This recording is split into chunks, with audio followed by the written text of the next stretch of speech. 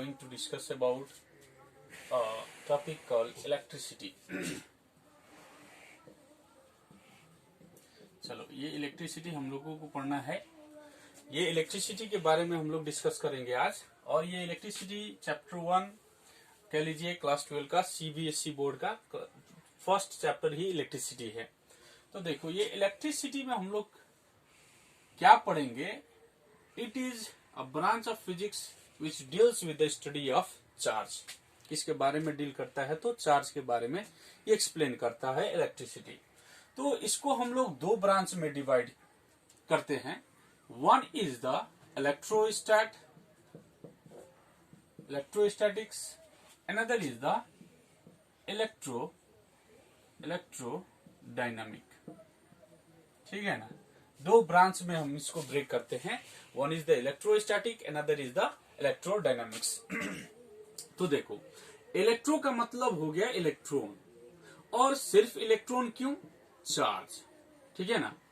कोई भी चार्ज हो, चाहे वो पॉजिटिव चार्ज हो, चाहे वो नेगेटिव चार्ज हो, अगर वो चार्ज स्टैटिक में रहे. स्टैटिक का मतलब होता है रेस्ट. अगर कोई चार्ज है, चाहे वो पॉजिटिव चार्ज है, नेगेटिव चार्ज है, अगर वो रेस्ट में रहता है, और रेस्ट में रहने वाले चार्ज को अगर हम लोग डिस्क्राइब करते हैं, स्टडी करते हैं, तो उस ब्रांच ऑफ फिजिक्स को हम लोग क्या बोलेंगे? इलेक्ट्रोस्टैटिक्स बोलते हैं. तो इलेक्ट्रोडायनामिक्स क्या हुआ? इलेक्ट्रोडायनामिक्स मीन्स फिर इलेक्ट्रो का मतलब हो गया चार्ज और इलेक्ट्रॉन. ठीक है ना. डायनामिक का मतलब हो गया मोशन. तो देखो, अगर कोई चार्ज मोशन में हो, तो वो मोशन में रहने वाली चार्ज को अगर हम लोग एक्सप्लेन करते हैं, डिस्क्राइब करते हैं, स्टडी करते हैं, उसको हम लोग क्या बोलेंगे? इलेक्ट्रोडायनामिक्स. सो ये क्लास 12 में हम लोगों को ये इलेक्ट्रोस्टैट और इलेक्ट्रोडायनामिक्स दोनों के बारे में डिस्कस करना है, दोनों पढ़ना है स्टेप बाय स्टेप. तो इलेक्ट्रोस्टैट में हम लोग क्या पढ़ेंगे? देखो, इलेक्ट्रोस्टैट कहने का मतलब ऐसा ब्रांच ऑफ फिजिक्स है जिसमें चार्ज अगर रेस्ट में हो, उसके बारे में स्टडी करते हैं. तो ये इलेक्ट्रोस्टैट में हम लोग क्या पढ़ेंगे? सबसे पहले तो पढ़ेंगे हम लोग चार्ज. चार्ज होता क्या है, चार्ज के प्रॉपर्टी क्या होते हैं, चार्ज का क्रिएशन कैसे होता है, चार्ज प्रोड्यूस कैसे होते हैं, वो उसके बारे में हम लोग डिस्कशन करेंगे. चार्ज. दूसरा, चार्ज के बीच में इंटरेक्शन हो, तो चार्ज के बीच में इंटरेक्शन कैसा होगा? ठीक है ना. चार्ज के बीच में इंटरेक्शन कैसा होगा? It means force. ठीक है ना. तो फोर्स हम लोगों को पता है, ये दोनों चार्ज के बीच में अगर दो चार्ज रख दे, दोनों चार्ज के बीच में अगर फोर्स लगे, उसको हम लोग इलेक्ट्रोस्टैटिक फोर्स बोलते हैं. तो इलेक्ट्रोस्टैटिक फोर्स के बारे में हम लोग डिस्कस करेंगे. उसके बाद चार्ज के कारण से कोई इसके आसपास फील्ड क्रिएट होता है. तो फील्ड. और दूसरा पोटेंशियल. ठीक है ना. तो पोटेंशियल के बारे में, फील्ड के बारे में हम लोग डिस्कस करेंगे ड्यू टू चार्ज. और इसमें हम लोग एक चीज और पढ़ेंगे, that is the Gauss law. Gauss law के बारे में पढ़ेंगे. अब ये क्या है, इसके बारे में हम लोग डिटेल में फर्दर लेक्चर्स में डिस्कस करेंगे. और दूसरी बात इसमें क्या पढ़ना है, दूसरी चीज, दैट इज द कैपेसिटर. इतने टॉपिक हम लोगों को इलेक्ट्रोस्टैट में डिस्कस करना है. तो देखो, यहाँ पे ये इलेक्ट्रोस्टैट कहने का मतलब चार्ज इन द रेस्ट. तो चार्ज क्या है, कैसे है, क्यों है, उसके बारे में हम लोग डिस्कस करेंगे. उसका इंटरेक्शन कैसा है, वो इंटरेक्शन कितना है, उसके बारे में डिस्कस करेंगे. चार्ज के कारण लेके किस तरह का फील्ड क्रिएट होता है, वो फील्ड के बारे में हम लोग डिस्कस करेंगे. उसका पोटेंशियल कितना होता है, वो पोटेंशियल के बारे में डिस्कस करेंगे. और लास्ट कैपेसिटर के बारे में डिस्कस करेंगे. तो इलेक्ट्रोडायनामिक्स में हम लोग क्या पढ़ते हैं? तो चार्ज देखो मोशन में है. तो चार्ज मोशन में है, तो इसमें हम लोग बात करेंगे करंट के बारे में, करंट इलेक्ट्रिसिटी के बारे में. और जहां पे इलेक्ट्रिसिटी आ गया, वहां पे मैग्नेटिज्म भी आ जाएगा. तो मैग्नेटिज्म के बारे में भी हम लोग बात करेंगे. तो चार्ज अगर रेस्ट में हो, तो इतना चीज हम लोग बात करेंगे. ये सारे चीज हम लोग बात करेंगे. और चार्ज अगर मोशन में हो, तो ये सारे चीज हम लोग डिस्कस करेंगे. तो आज हम लोग इलेक्ट्रोस्टैट्स बेसिक कंसेप्ट सब हम लोग लेंगे. इलेक्ट्रोस्टैट के बेसिक टर्म्स, बेसिक कंसेप्ट क्या क्या हैं, वो उसके बारे में हम लोग डिस्कस करेंगे. तो चलो टॉपिक बनाते हैं इलेक्ट्रोस्टैट. और इलेक्ट्रोस्टैटिक्स। तो एक बात तो समझ आ गया, इलेक्ट्रोस्टैटिक कहने का मतलब क्या होता है कि ऐसा ब्रांच ऑफ फिजिक्स है जिनमें हम लोग चार्ज के बारे में स्टडी करेंगे और वो चार्ज कैसा होगा, रेस्ट में रहेगा। So if we are discussing about the electrostat, first it's basic term we have to know is the charge. तो ये चार्ज होता क्या है इसको समझते हैं। देखो, चार्ज जो है ना, किसी भी मैटर का इंट्रिंसिक प्रॉपर्टी है। इंट्रिंसिक प्रॉपर्टी, इंट्रिंसिक प्रॉपर्टी कहने का मतलब ऐसा प्रॉपर्टी जो किसी और चीज पे डिपेंडेंट नहीं हो, प्योर हो, ठीक है ना। तो किसी भी मैटर के पास दो इंट्रिंसिक प्रॉपर्टी होते हैं। एक तो होता है मास, एक तो होता है क्या, मास, दूसरा होता है चार्ज। ये नेचर में जितने भी मैटर्स हैं वो मैटर के पास दो इंट्रिंसिक प्रॉपर्टी होते हैं, क्या, मास और चार्ज। तो मास क्या है, तो मास हम लोग क्लासिकल मैकेनिक्स में बहुत ही मास के बारे में डिस्कस किए थे कि mass is the total matter contained in a body, है कि नहीं। मास टोटल मैटर है contained in a body. So I will write here total matter contained in a body. कोई भी बॉडी में टोटल मैटर कितना कंटेंट है, वो कंटेंट को हम लोग क्या बोलेंगे, मास बोलेंगे। तो यहाँ पे चार्ज कहने का मतलब क्या है, देखो चार्ज। तो चार्ज होता क्या है इसको समझने के लिए सबसे पहले हम लोग बात करेंगे मैटर किस चीज से बना हुआ है।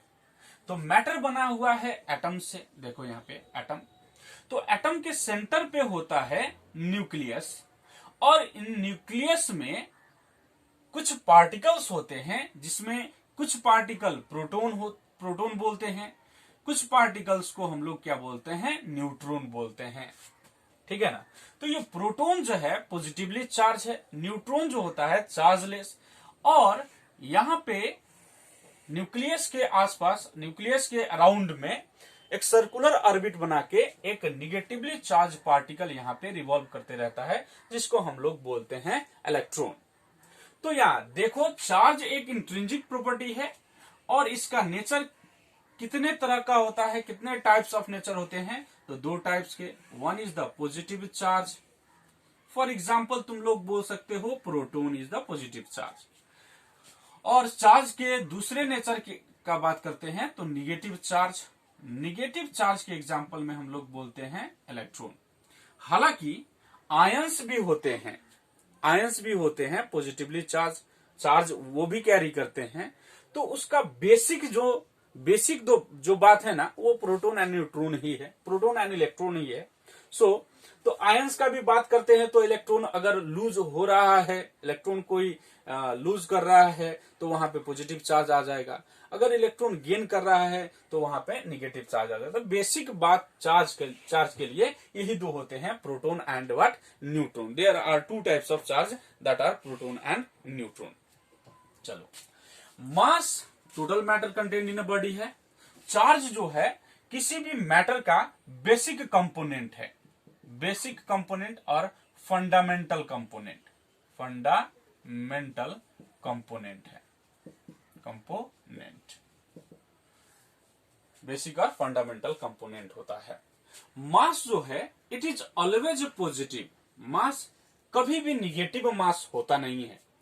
और चार्ज जो है, चार्ज में भी पॉजिटिव और निगेटिव दोनों तरह का चार्ज होता है, पॉजिटिव भी हो सकता है, निगेटिव भी हो सकता है। मास जो है, अब देखो क्लासिकल मैकेनिक्स में हम लोग बहुत ही बड़े बड़े ऑब्जेक्ट के बारे में हम लोग डिस्कस करते थे। तो बहुत ही बड़े बड़े ऑब्जेक्ट के लिए हम लोग क्या बात करते थे, मास जो होता है वो कांस्टेंट होता है। लेकिन यहाँ पे तो हम लोग बहुत ही छोटे छोटे पार्टिकल्स के बारे में डिस्कस करेंगे, एक इलेक्ट्रॉन के, एक प्रोटॉन के बारे में डिस्कस करेंगे। तो इलेक्ट्रॉन का, प्रोटॉन का स्पीड तो नहीं बात करते, जनरली इलेक्ट्रॉन का स्पीड का बात करते हैं। तो इलेक्ट्रॉन का स्पीड जो होता है बहुत ही हाई होता है, 10 to the power 6 meter per second, 10 to the power 7 meter per second. It means it is approximately or nearly equal to speed of light. So the mass of those small particles changes. मास जो होता है, ये मास क्या हो सकता है, change हो सकता है किसी भी पार्टिकल के लिए। जिसके लिए हम लोग रिलेटिविटी अगर पढ़े हुए हैं, नहीं पढ़े हुए भी कोई दिक्कत वाली बात नहीं है। हम लोग मॉडर्न फिजिक्स में ये सब बातें डिस्कस करेंगे, क्वांटम मैकेनिक्स के बारे में, थ्योरी ऑफ रिलेटिविटी के बारे में। तो उसमें हम लोग जानेंगे जो डायनामिक मास होता है, rest mass by square root of 1 minus v square by c square, जहां m0 कहने का मतलब रेस्ट मास है और square root of 1 minus v कहने का मतलब स्पीड ऑफ दैट पार्टिकल है और c कहने का मतलब होता है स्पीड ऑफ द लाइट। तो ये मास जो है ना, मास छोटे छोटे पार्टिकल्स के लिए चेंजेबल होता है, वेरिएबल होता है, लेकिन चार्ज जो है इट डजंट वैरी। इलेक्ट्रॉन के लिए एक चार्ज है तो इलेक्ट्रॉन के लिए उतना ही चार्ज हमेशा रहेगा, चाहे वो रेस्ट में हो चाहे वो मोशन में हो, ये कभी वैरी नहीं करेगा, नॉट वैरी। अब बोलोगे सर आयंस के लिए तो वैरी कर सकते हैं ना, तो आयंस के लिए कर सकते हैं, लेकिन ये फंडामेंटल कंपोनेंट के लिए कभी भी चार्ज डिफरेंट नहीं होंगे। इलेक्ट्रॉन के लिए जितना चार्ज रेस्ट में है उतना चार्ज ही क्या होगा, मोशन में भी होगा, because it is independent on motion. Motion में इंडिपेंडेंट होता है, ये मोशन में डिपेंड नहीं करता है चार्ज। अब दूसरी बात क्या करते हैं इस मास में, देखो दो मासिव बॉडी अगर हो कहीं पे तो मासेज रखा हुआ है, तो मासेज रखा है तो मासेज के बीच में जब भी अट्रैक्टिव इंटरेक्शन होता है, अट्रैक्टिव इंटरेक्शन और अट्रैक्टिव फोर्स लगते हैं, जिसको हम लोग क्या बोलते हैं, ग्रेविटेशनल फोर्स बोलते हैं। दो मासेस के बीच में, अगर 11th क्लास हम लोग पढ़े हैं तो ग्रेविटेशन चैप्टर हम लोग डिस्कस किए थे। न्यूटन साहब ने ये बात को बहुत ही अच्छी तरह से एक्सप्लेन किया था कि दो मासेस अगर रख दो कहीं पे और किसी भी डिस्टेंस पे, तो इन दोनों के बीच में एक अट्रैक्टिव फोर्स लगता है, जिसको हम लोग बोलते हैं ग्रेविटेशनल फोर्स। ग्रेविटेशनल फोर्स बोलते हैं, ठीक है ना। तो ग्रेविटेशन फोर्स का बारे में डिस्कस करने वाले न्यूटन साहब थे। तो दो चार्ज पार्टिकल है, मान लेते हैं यहाँ पे चार्ज एक है और दूसरा चार्ज पार्टिकल यहाँ पे है। तो चार्ज को बेसिकली हम लोग नोटेशन देते हैं Q1 से, Q से डिनोट करते हैं। तो Q1 और Q2 दो चार्जेज हम लोगों ने लिया। किसी भी डिस्टेंस पे अगर रखें हम लोग, रखें तो यहाँ पे जो इंटरेक्शन होगा ना, ये इंटरेक्शन जो होता है, ये इंटरेक्शन बोथ अट्रैक्टिव भी हो सकता है और दूसरा रिपल्सिव भी हो सकता है। रिपल्सिव, देखो तो मासेस के बीच में जो इंटरेक्शन होते हैं वो ऑलवेज अट्रैक्टिव होते हैं, और चार्जेस के बीच में जो इंटरेक्शन होंगे वो मे बी अट्रैक्टिव और मे बी रिपल्सिव होंगे, ठीक है ना। जब न्यूटन साहब ने ये ग्रेविटेशनल फोर्स के बारे में जब एक्सप्लेन किया था, उस वक्त उन्होंने बोला था ये बहुत ही हाई अमाउंट ऑफ फोर्स होता है, बहुत ही स्ट्रॉन्गेस्ट फोर्स होता है, जो एक अर्थ को, सन को हिला दे। सन के पास इतना फोर्स हो जो अर्थ इतना बड़ा मास है, इसको भी रोटेट करा सके, तो ये बहुत ही स्ट्रांग फोर्स होगा। लेकिन धीरे धीरे जब स्टडी हुआ स्मॉलेस्ट पार्टिकल्स के बारे में, तो पता चला कि भाई ये ग्रेविटी फोर्स जो होता है और ग्रेविटेशन फोर्स जो होता है, ये उतना स्ट्रॉन्गेस्ट नहीं होता है जितना इलेक्ट्रोस्टैटिक होता है। तो इनका रेशियो अगर हम लोग बात करें तो ग्रेविटेशनल फोर्स और इलेक्ट्रोस्टैटिक फोर्स का अगर रेशियो को बात करें तो 1:10⁻36। कहने का मतलब ग्रेविटेशनल फोर्स जो होगा वो 10⁻36 टाइम्स लेस होगा इलेक्ट्रोस्टैटिक फोर्स से। देखो इतना ज्यादा स्ट्रॉन्गेस्ट फोर्स होता है इलेक्ट्रोस्टैटिक फोर्स। इलेक्ट्रॉन प्रोटॉन के बीच में लगने वाला और इलेक्ट्रॉन के बीच में लगने वाला जो ग्रेविटेशनल फोर्स हो, उस ग्रेविटेशनल फोर्स से, चूंकि देखो इलेक्ट्रॉन के पास मास होता है, तो दो इलेक्ट्रॉन अगर हम लोग यहाँ पे रखते हैं तो दो इलेक्ट्रॉन के बीच में ग्रेविटेशनल फोर्स भी लगेगा, क्योंकि इन दोनों के पास मास है। अगर इन दोनों के पास मास है तो ग्रेविटेशनल होता है, जितना ग्रेविटेशनल फोर्स इसमें लगेगा उससे 10⁻36 टाइम्स, इसको हम लोग प्रूव भी कर सकते हैं, दिखा भी सकते हैं कैसे 10⁻36 time, we will discuss it later. तो 10⁻36 टाइम्स ये ग्रेटर होता है। तो ये ग्रेविटेशनल फोर्स वीक फोर्स हो गया इलेक्ट्रोस्टैटिक फोर्स से, इलेक्ट्रोस्टैटिक फोर्स जो हो गया स्ट्रॉन्गर फोर्स हो गया ग्रेविटेशनल फोर्स से। फर्क इतना है, ग्रेविटेशनल फोर्स जो होता है ना, ये बहुत ही हाई रेंज फोर्स होता है। High range force, high range force कहने का मतलब बहुत ही दूर अगर दो मासेस हो तभी भी ग्रेविटेशनल फोर्स लगेगा, बहुत ही ज्यादा दूर हो तभी भी। लेकिन इलेक्ट्रोस्टैटिक फोर्स जो है स्ट्रॉन्गेस्ट फोर्स तो है, दो चार्जेस के बीच में 10⁻36 टाइम्स से स्ट्रॉन्गर है ग्रेविटेशनल फोर्स से। लेकिन ये फोर्स जो होगा शॉर्ट रेंज होगा। शॉर्ट रेंज कहने का मतलब बहुत ही कम डिस्टेंस में ये फोर्स लगेगा।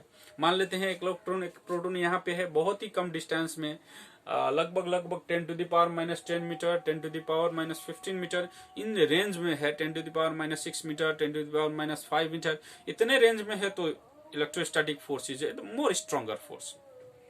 लेकिन बहुत ही ज्यादा दूर में रख दे तो ग्रेविटेशनल फोर्स वहां पे दिखेगा, इलेक्ट्रोस्टैटिक फोर्स दिख नहीं पाएगा, क्योंकि उतना ज्यादा रेंज नहीं होता है इलेक्ट्रोस्टैटिक फोर्स का। चलो ये बात तो समझ लिए चार्जेस के बारे में। अब ये चार्ज जो है एक इंट्रिंसिक प्रॉपर्टी है किसी भी मैटर का। तो चार्ज का नोटेशन देखो, नोटेशन जो है जनरली क्यू और स्मॉल क्यू से नोटेशन देते हैं हम चार्ज को।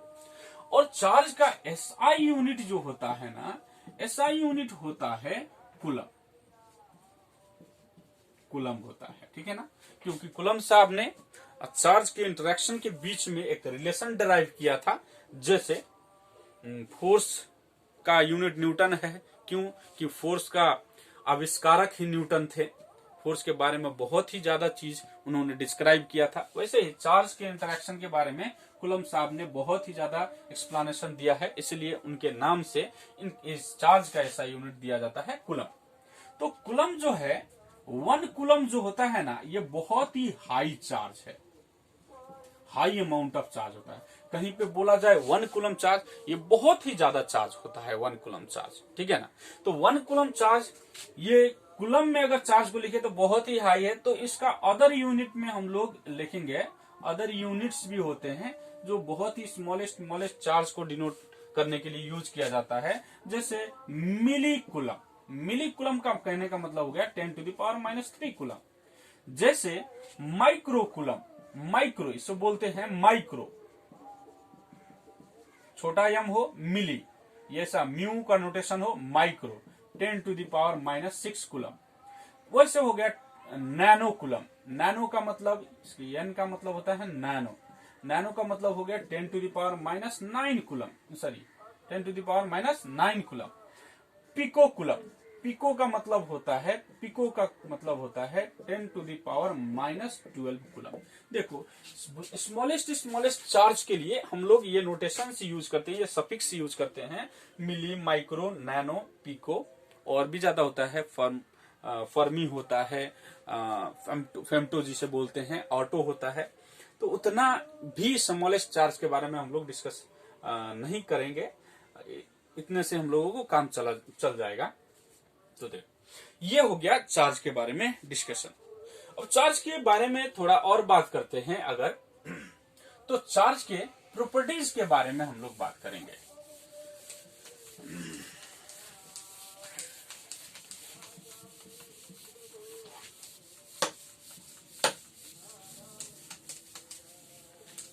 चार्ज के प्रॉपर्टीज के बारे में हम लोग बात करेंगे। प्रॉपर्टीज ऑफ चार्जेस, ठीक है ना। प्रॉपर्टीज ऑफ चार्जेस क्या होते हैं? प्रॉपर्टीज, चार्जेस के प्रॉपर्टीज क्या होते हैं? तो सबसे पहले वाला प्रॉपर्टी हम लोग यहाँ पे डिस्कस करें कि अगर सेम चार्ज हो, और लाइक चार्ज बोलते हैं, लाइक चार्ज हो, देखो चार्ज लाइक है तो एक दूसरे को पसंद नहीं करेगा, दे रिपेल ईच अदर, एक दूसरे को क्या करेगा, रिपेल करेगा। जैसे मान लो एक इलेक्ट्रॉन लिए, दो इलेक्ट्रॉन लिए, तो दो इलेक्ट्रॉन एक जगह रखेंगे तो एक दूसरे को क्या कर देगा, रिपेल कर देगा। और प्रोटॉन प्रोटॉन रखें तो प्रोटॉन प्रोटॉन भी रिपेल करेगा। लेकिन अनलाइक चार्ज अगर हो दे अट्रैक्ट ईच अदर, ये दोनों को क्या करेगा, अट्रैक्ट करेगा, repel each other and attract each other. ठीक है ना, ये पहली प्रॉपर्टी। नंबर टू प्रॉपर्टी है that is the conservation of charge. देखो, कंजर्वेशन ऑफ चार्ज किसे कहते हैं? तो कंजर्वेशन ऑफ चार्ज कहने का मतलब क्या हो गया, जैसे तुम लोगों ने एनर्जी का कंजर्वेशन लॉ पढ़ा होगा। एनर्जी का कंजर्वेशन लॉ में क्या पढ़ते थे हम लोग, energy cannot be created nor be destroyed but can be transfer from one form to another form. Same चीज यहाँ पे भी है। कंजर्वेशन कहने का मतलब charge neither are created nor destroyed, न कि ये क्रिएट होता है न ये डिस्ट्रॉय होता है, but can be transferred,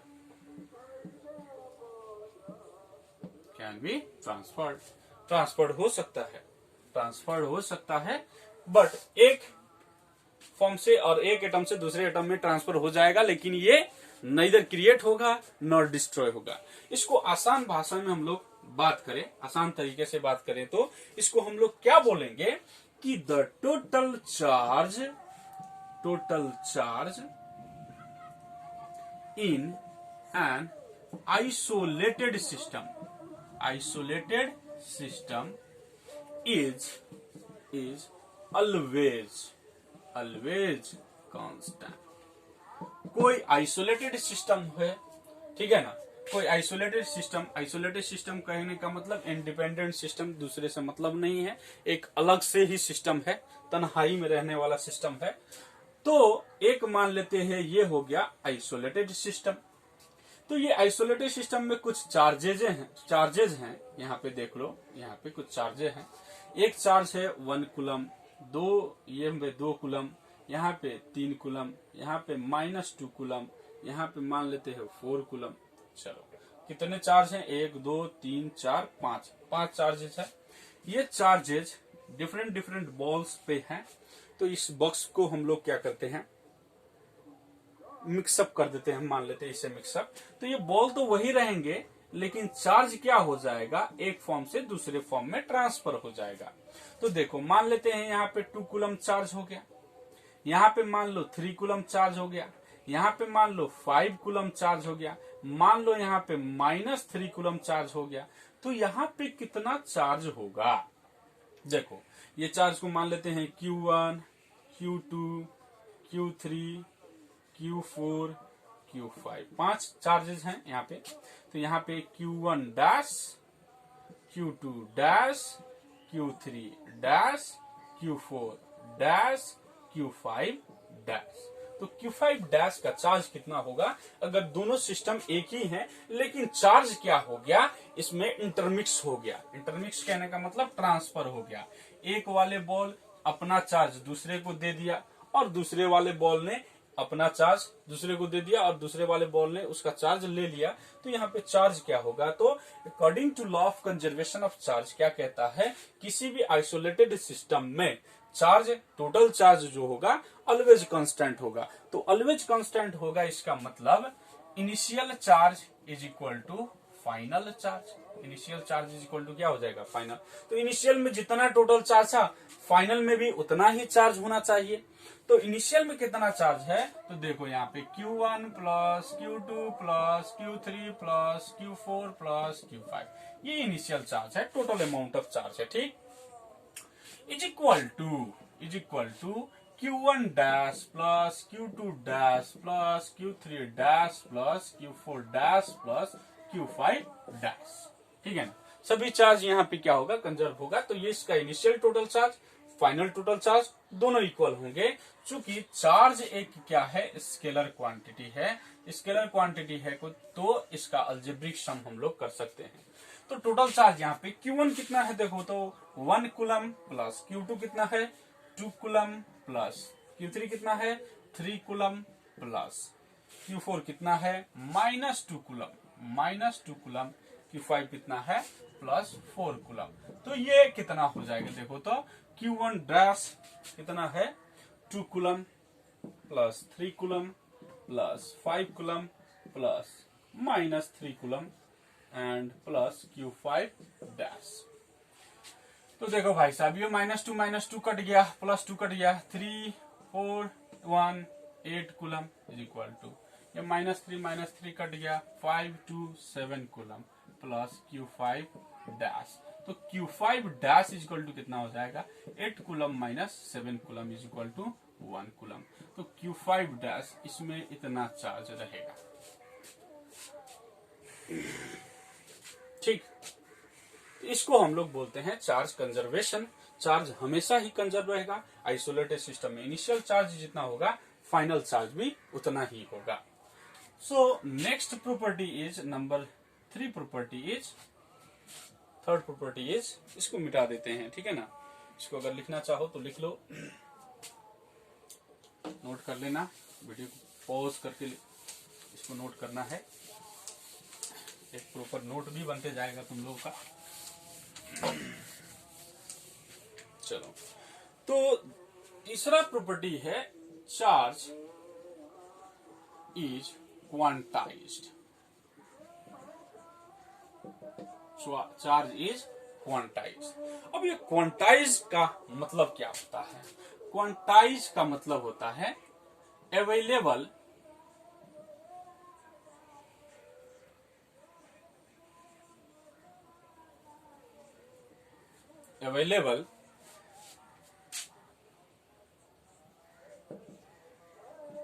in fixed amount।